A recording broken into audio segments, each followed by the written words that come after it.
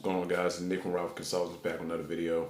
So real quick, we're going to talk about a topic that really nobody's talking about. You know what I mean? But it's really something that you should really keep in mind. It's called credit card profiling.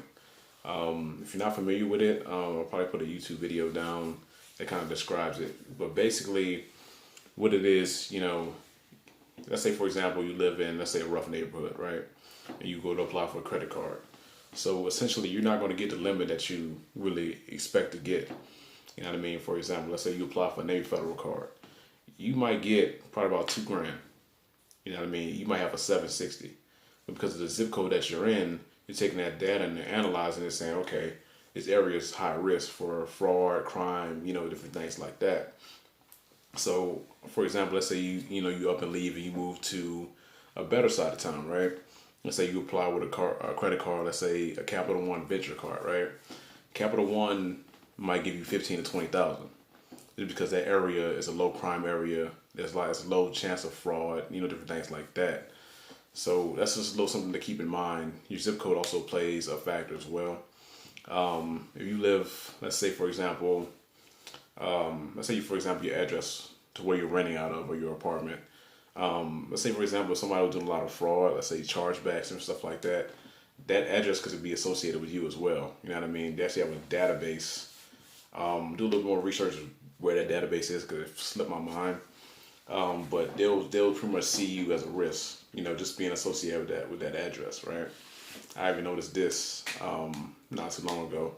I was on a rougher side of town. I applied for a Capital One card. Got like 35.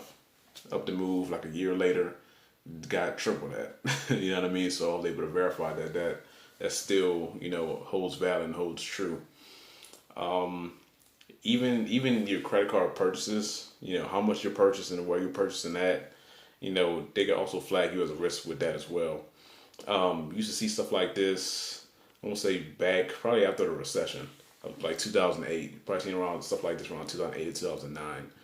Credit card companies were doing this, to better protect their assets and make sure that they're actually squared away. You know what I mean? You don't really hear too many people talking about it, but guaranteed you will be seeing it again.